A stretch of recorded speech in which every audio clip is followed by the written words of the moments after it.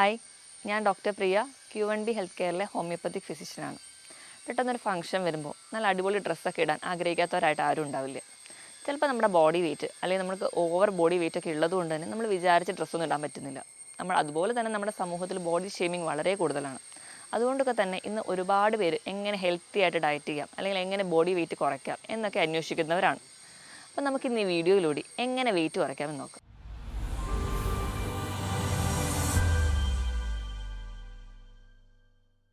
നമ്മുടെ ക്ലിനിക്കിൽ ഒരുപാട് പേഷ്യൻസോ അല്ലെങ്കിൽ ഒരുപാട് ആൾക്കാർ വരുന്നതാണ്. ഒരു മാസം കൊണ്ട് എങ്ങനെ 10 കിലോ കുറയ്ക്കാം, അല്ലെങ്കിൽ 8 കിലോ ഒരു ഫംഗ്ഷന് വേണ്ടി അർജൻറ്റായിട്ട് എങ്ങനെ കുറയ്ക്കാം, അങ്ങനെ കുറച്ചാൽ എന്തെങ്കിലും പ്രശ്നങ്ങളുണ്ടോ എന്നൊക്കെ ചോദിച്ച് വരാറുണ്ട്.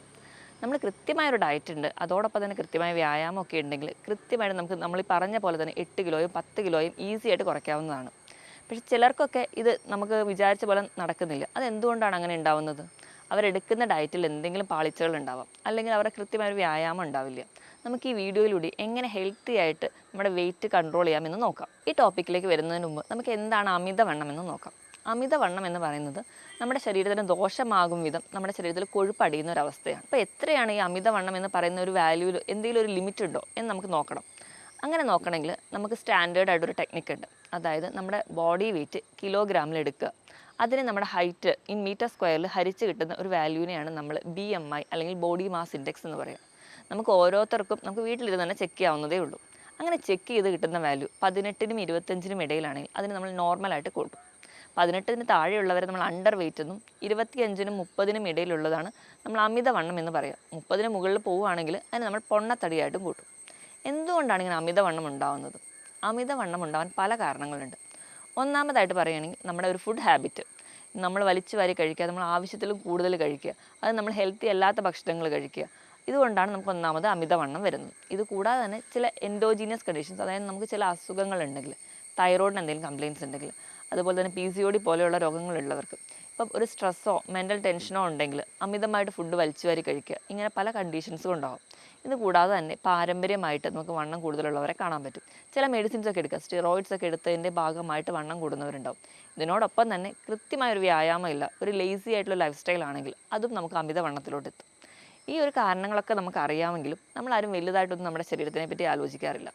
ചെറിയ ചെറിയ അസുഖങ്ങളൊക്കെ നമ്മുടെ ശരീരത്തിൽ പൊട്ടിമുളയ്ക്കുമ്പോഴാണ് നമ്മൾ അമിതവണ്ണമാണല്ലോ ഇതിനൊരു പ്രശ്നമെന്ന് ചിന്തിക്കുക. ഇന്ന് നമ്മൾ കണക്കുകളൊക്കെ നോക്കുകയാണെങ്കിൽ മിക്ക ജീവിതശൈലി രോഗങ്ങളുടെയും ഏറ്റവും ബേസ് ആയിട്ടുള്ളൊരു കോസ് എന്ന് പറയുന്നത് അമിതവണ്ണമാണ്. നമുക്കറിയാം, അമിതവണ്ണം കൂടുന്നതുകൊണ്ടാണ് നമുക്കിന്ന് ഹാർട്ട് കംപ്ലയിൻറ്റ്സ്, അതുപോലെ തന്നെ നമുക്ക് ഫാറ്റി ലിവർ പോലെയുള്ള രോഗങ്ങളും മറ്റ് മെറ്റബോളിക് സിൻഡ്രോംസ് ആയിട്ടുള്ള ഡയബറ്റിസ്, കൊളസ്ട്രോൾ, BP ഇവയെല്ലാം നമുക്ക് ഉണ്ടാവുന്നത്.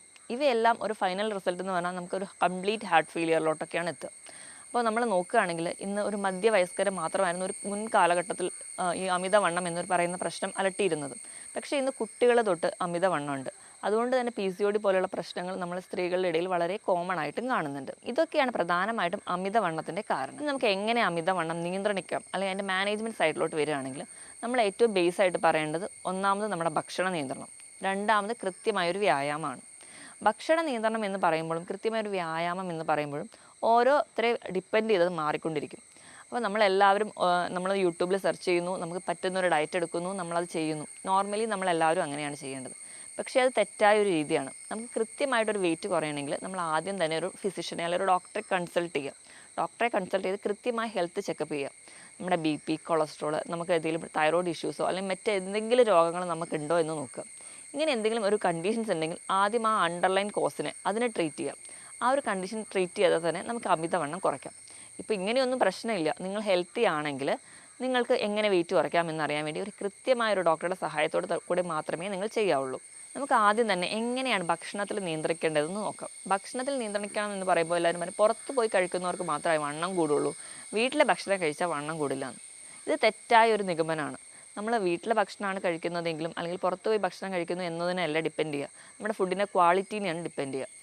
നമ്മൾ അമിതമായിട്ട് മധുരം കഴിക്കുന്നു, അമിതമായിട്ട് ഉപ്പ് കഴിക്കുന്നു, ഇവയൊക്കെ നമുക്ക് വണ്ണം കൂടാൻ വേണ്ടി കാരണമാകും. നമ്മൾ ഒരു മാസത്തേക്ക് പഞ്ചസാര തന്നെ കംപ്ലീറ്റ് ആയിട്ട് നിർത്തി നോക്കൂ, നിങ്ങളുടെ ബോഡി വെയിറ്റ് പെട്ടെന്ന് തന്നെ കുറയുന്നതായിട്ട് കാണാം. കാരണം നമ്മുടെ ശരീരത്തിലെത്തുന്ന വൈറ്റ് പോയിസൺ എന്നറിയപ്പെടുന്നത് പഞ്ചസാരയാണ്. അപ്പോൾ ബേസിക്കായിട്ട് നിങ്ങൾ ചെയ്യേണ്ടതെന്ന് വെച്ചിട്ടുണ്ടെങ്കിൽ പഞ്ചസാര, ഉപ്പ് ഇവയുടെയൊക്കെ ലെവൽ കൺട്രോൾ ചെയ്യുക. അപ്പോൾ ഒന്നാമതായിട്ട് ചെയ്യേണ്ടത് അതാണ്. രണ്ടാമതായിട്ട് അന്നജത്തിൻ്റെ അളവ് കുറയ്ക്കുക.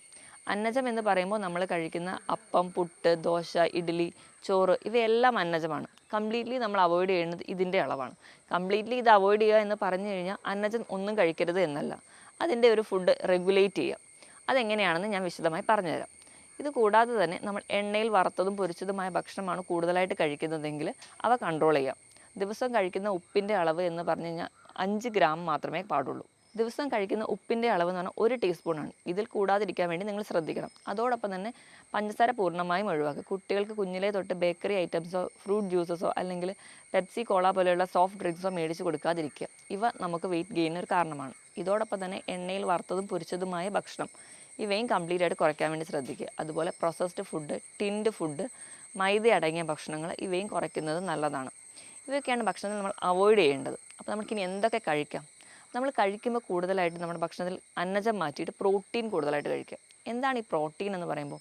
നമ്മൾ കംപ്ലീറ്റ് പ്രോട്ടീൻ എന്ന് പറയുന്നത് നമ്മുടെ മുട്ടയാണ്. വലിയ കൊളസ്ട്രോളോ അല്ല വലിയ പ്രശ്നങ്ങളോ ഒന്നും ഇല്ലാത്ത ആൾക്കാർക്കാണെങ്കിൽ 2 3 മുട്ടയുടെ വെള്ളയും ഒരു മുട്ട ഫുള്ളായിട്ടും കഴിക്കാവുന്നതാണ് ഒരു ദിവസം. അപ്പോൾ നിങ്ങൾക്കിങ്ങനെ മുട്ട കഴിക്കാം. അതോടൊപ്പം തന്നെ പ്രോട്ടീൻ എന്ന് പറയുമ്പോൾ ഇറച്ചി, മീൻ ഇവയൊക്കെ നമ്മൾ പ്രോട്ടീനിൽ ഉൾപ്പെടുത്തും. ഇവയെല്ലാം കറി വെച്ച് നിങ്ങൾ കഴിക്കാം. അതോടൊപ്പം പയറ്, കടല, പരിപ്പ് ഇവയെല്ലാം പുഴുങ്ങി കഴിക്കുന്നതും വളരെ നല്ലതാണ്. ഇതൊക്കെയാണ് നമ്മൾ കഴിക്കേണ്ടത്. ഇനി നമുക്ക് കഴിക്കുന്നതിനോടൊപ്പം മാത്രം നമുക്ക് വെള്ളം കുടിക്കുന്നതിൻ്റെ അളവ് കൃത്യമായിട്ട് നിയന്ത്രിക്കണം.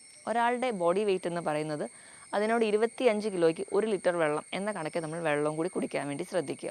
ഇതൊക്കെ നമ്മൾ ഭക്ഷണത്തിൽ സ്ഥിരമായി വരുന്ന തെറ്റുകൾ ഒന്ന് മാറ്റിയാൽ തന്നെ ഒരു പരിധി വരെ നമുക്ക് വെയിറ്റ് ലോസ് ഉണ്ടാവാൻ പറ്റും. ഇങ്ങനെയൊക്കെ പറഞ്ഞാലും കൃത്യമായിട്ടൊരു ഡയറ്റ് എങ്ങനെ സെറ്റ് ചെയ്യാൻ നോക്കാം.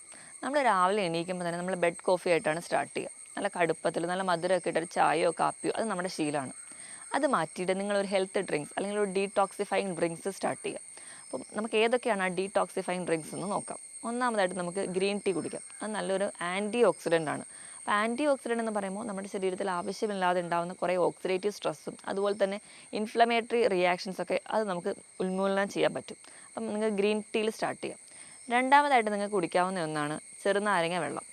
ചെറുനാരങ്ങ വെള്ളം കുടിക്കുമ്പോൾ നിങ്ങൾ ശ്രദ്ധിക്കേണ്ടത് എന്താണെന്ന് വെച്ചിട്ടുണ്ടെങ്കിൽ സ്ഥിരമായിട്ട് കുടിക്കാതിരിക്കാൻ വേണ്ടി ശ്രദ്ധിക്കുക. നിങ്ങൾക്ക് ഞാൻ നേരത്തെ പറഞ്ഞതുപോലെ നിങ്ങൾക്ക് ഫംഗ്ഷന് പോകാണ്ട് ഒരു 8 കിലോ കുറയ്ക്കണം വെയിറ്റ്, എന്നാലും നിങ്ങൾക്ക് നിങ്ങൾ വിചാരിച്ച ഡ്രസ്സ് ഇടാൻ പറ്റുള്ളൂ. ഇങ്ങനെ എമർജൻസി ആയിട്ട് വരുന്ന ഒരു യുദ്ധകാലാടിസ്ഥാനത്തിൽ വരുന്ന ഈ ഒരു കണ്ടീഷൻസിന് വേണ്ടിയിട്ട് നിങ്ങൾക്ക് ചെറുനാരങ്ങയുടെ വെള്ളം കുടിക്കാം.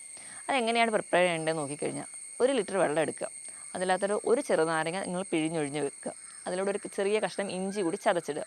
രാത്രി ഇത് പ്രിപ്പയർ ചെയ്ത് വെക്കുക. രാവിലെ എണീക്കുമ്പോൾ തൊട്ട് ഇത് നിങ്ങൾ കുടിക്കാൻ വേണ്ടി സ്റ്റാർട്ട് ചെയ്യുക. രാവിലെ ഒറ്റയടിക്ക് നിങ്ങൾക്ക് വെറും വയറ്റിൽ ഇത് കുടിക്കാൻ ബുദ്ധിമുട്ടുണ്ടെങ്കിൽ ലൈറ്റായിട്ടുള്ളൊരു ബ്രേക്ക്ഫാസ്റ്റ്, ഒരു ദോശയോ 2 ദോശയോ കഴിച്ചതിന് ശേഷം നിങ്ങൾക്ക് സ്റ്റാർട്ട് ചെയ്യാം. എപ്പോഴും അസിഡിറ്റി പോലെയുള്ള പ്രശ്നങ്ങളുള്ളവരാണെങ്കിൽ വെറും വയറ്റിൽ കുടിക്കാത്തതാണ് നല്ലത്. ഇപ്പം 1 ലിറ്റർ വെള്ളം നിങ്ങൾക്ക് 250 ml എന്ന അളവിൽ 3-4 തവണയായിട്ട് നിങ്ങൾക്കത് കുടിച്ച് തീർക്കാവുന്നതാണ്. ഇങ്ങനെ ചെയ്യുമ്പോൾ ഉള്ള ഗുണം എന്താണെന്ന് വെച്ചിട്ടുണ്ടെങ്കിൽ ഇതിനോടൊപ്പം തന്നെ ഇങ്ങനെ ഈ വെള്ളം കുടിക്കുന്നതിനോടൊപ്പം തന്നെ കൃത്യമായൊരു ലൈഫ് സ്റ്റൈലും ഉണ്ട്. അതോടൊപ്പം തന്നെ ഒരു വ്യായാമം കൂടി ഉണ്ടെങ്കിൽ ഈ പറയുന്ന ഡീടോക്സിഫിക്കേഷൻ ഫംഗ്ഷൻ നടക്കുന്നത് വഴി നിങ്ങൾക്ക് നിങ്ങളുടെ ബോഡിയിലുള്ള വേസ്റ്റൊക്കെ ബവലായിട്ടോ യൂറിനായിട്ടോ പുറന്തള്ളപ്പെടും. അത് തന്നെ നിങ്ങൾക്ക് നിങ്ങളുടെ ഒരു ഫ്രഷ്നെസ് ഫീൽ ചെയ്യും. അത് നമ്മുടെ മുടിക്കും സ്കിന്നിനും ഒക്കെ കൂടുതൽ സപ്പോർട്ടീവാണ് ചെറുനാരങ്ങ. കാരണം ധാരാളം വൈറ്റമിൻ സിയും അടങ്ങിയിട്ടുണ്ട്. അപ്പോൾ നമുക്ക് പെട്ടെന്നുള്ള ഒരു ആവശ്യത്തിന് സ്ഥിരമായി കുടിക്കാനല്ല, പെട്ടെന്ന് വെയിറ്റ് കുറയ്ക്കണം എന്ന ആഗ്രഹമുള്ളവർക്കാണെങ്കിൽ ഇത് ചെയ്യാവുന്നതാണ്. രണ്ടാമതായിട്ട് നിങ്ങൾക്കിങ്ങനെ മോർണിംഗ് രാവിലെ എണീക്കുമ്പോൾ തന്നെ കുടിക്കാൻ പറ്റുന്ന ഒന്നാണ് ജീരകവെള്ളം. നമ്മുടെ ചെറുജീരകം എടുക്കുക. നിങ്ങൾക്ക് ഒരു ദിവസം 1 മുതൽ 1.5 ടീസ്പൂൺ വരെ ചെറുജീരകം നമുക്ക് നമ്മുടെ ഫുഡിൽ ഉൾപ്പെടുത്താവുന്നതാണ്. അപ്പോൾ നിങ്ങൾ കുടിക്കാൻ എടുക്കുന്ന വെള്ളത്തിൽ അതിട്ട് ചെറുജീരകം ഇട്ട് നല്ലപോലെ തിളപ്പിച്ച ശേഷം ആ ഒരു വെള്ളം നിങ്ങൾ ഒരു 2 ഗ്ലാസ്സൊക്കെ രാവിലെ എണീക്കുമ്പോൾ കുടിക്കുക. നിങ്ങൾ ഇടയിലുള്ള സമയങ്ങളിലൊക്കെ ഈ ജീരക വെള്ളം കുടിക്കുകയാണെങ്കിൽ നമ്മുടെ മെറ്റബോളിക് ആക്ടിവിറ്റി കൂട്ടുന്നുണ്ട്. മെറ്റബോളിക് ആക്ടിവിറ്റി കൂട്ടാനുള്ള കാരണം എന്ന് പറഞ്ഞാൽ ജീരകത്തിൽ അടങ്ങിയിട്ടുള്ള തൈമോൾ എന്ന് പറയുന്ന ഒരു കണ്ടൻറ്റ് നമ്മുടെ പാൻക്രിയാസിനെ സ്റ്റിമുലേറ്റ് ചെയ്യും. അപ്പോൾ നമ്മുടെ പാൻക്രിയാറ്റിക് എൻസൈംസ് ഒക്കെ നല്ലപോലെ പ്രൊഡ്യൂസ് ചെയ്യും. അതിൻ്റെ ഭാഗമായിട്ട് നമുക്ക് ദഹന പ്രക്രിയ കൃത്യമായിട്ട് നടക്കുന്നു. ഇതിനോടൊപ്പം തന്നെ നമുക്ക് ഗ്യാസിൻ്റെ പ്രശ്നങ്ങളോ അല്ലെങ്കിൽ മറ്റ് പുളിച്ച തകട്ടൽ പോലെയുള്ള ബുദ്ധിമുട്ടുകളുണ്ടെങ്കിൽ അത് പൂർണ്ണമായിട്ട് മാറുന്നതായിട്ട് കാണാം. ഏത് പ്രായക്കാർക്കും കുടിക്കാവുന്ന ഒന്നാണ് ജീരകവെള്ളം. അപ്പോൾ നിങ്ങൾക്ക് സ്ഥിരമായിട്ട് അങ്ങനെ ചെയ്യുകയാണെങ്കിൽ നമുക്ക് ഒരു പരിധി വരെ നമുക്ക് ആവശ്യമില്ലാത്ത ഫാറ്റൊക്കെ ഉരുകി പോകുന്നത് കാണാം. പ്രധാനമായിട്ടും നമ്മൾ ഈ ജീരകവെള്ളം കണ്ടിന്യൂസ്ലി കുടിക്കുകയാണെങ്കിൽ നമുക്ക് തന്നെ അനുഭവിക്കാവുന്ന ഒന്നാണ് നമ്മുടെ വയറിൻ്റെ ഇടിപ്പ് അല്ലെങ്കിൽ അടിവയർ പോലെയുള്ള ഭാഗങ്ങളിലുള്ള മസിൽ ഫാറ്റ് എന്ന് പറഞ്ഞാൽ കുറച്ച് സ്റ്റിഫ്നാണെങ്കിൽ അത് ഒന്ന് ലൂസ് ആവുന്നതായിട്ട് നമുക്ക് തന്നെ ഫീൽ ചെയ്യാം. അപ്പോൾ ജീരകവെള്ളം നിങ്ങൾ സ്ഥിരമായിട്ട് കുടിക്കുന്നത് നിങ്ങൾക്ക് വെയിറ്റ് കുറയ്ക്കാൻ നല്ലതാണ്. മൂന്നാമതായിട്ട് നമുക്ക് കറുകപ്പട്ട അല്ലെങ്കിൽ സിനമൺ ഇത് പൊടിച്ച് അതൊരു നുള്ളിട്ട് ഒരു 2 ഗ്ലാസ് വെള്ളത്തിലേക്ക് ആഡ് ചെയ്ത് നല്ലപോലെ തിളപ്പിച്ച് അത് കുടിക്കാവുന്നതാണ്. എംപ്റ്റി സ്റ്റൊമക്കിൽ കുടിക്കുന്നതുകൊണ്ട് യാതൊരുവിധ ദോഷവുമില്ല. ഇത് നമുക്ക് എക്സ്ട്രാ ആയിട്ടുള്ള ഫാറ്റ് ബേൺ ചെയ്യുന്നതായിട്ട് കാണാം. അതോടൊപ്പം തന്നെ നമ്മുടെ ബോഡി വെയിറ്റ് കുറയുന്നതിനോടൊപ്പം തന്നെ ഇൻസുലിൻ റെസിസ്റ്റൻസ് എന്ന് പറഞ്ഞ ഒരു കണ്ടീഷൻ നമുക്ക് ഉണ്ടാവാറുണ്ട്. അതായത് പ്രമേഹം, ടൈപ്പ് 2 ഡയബറ്റീസ് ഉള്ളവർക്ക്, PCOD പോലുള്ള കണ്ടീഷൻസ് ഉള്ളവർക്ക്. അപ്പം ഈ ഒരു കണ്ടീഷൻ നമുക്ക് കുറയുന്നതായിട്ട് കാണാം. ഈ സിനമണിലുള്ള സിനമാൾഡിഹൈഡ് എന്ന് പറയുന്ന ഒരു കണ്ടന്റ് നമ്മുടെ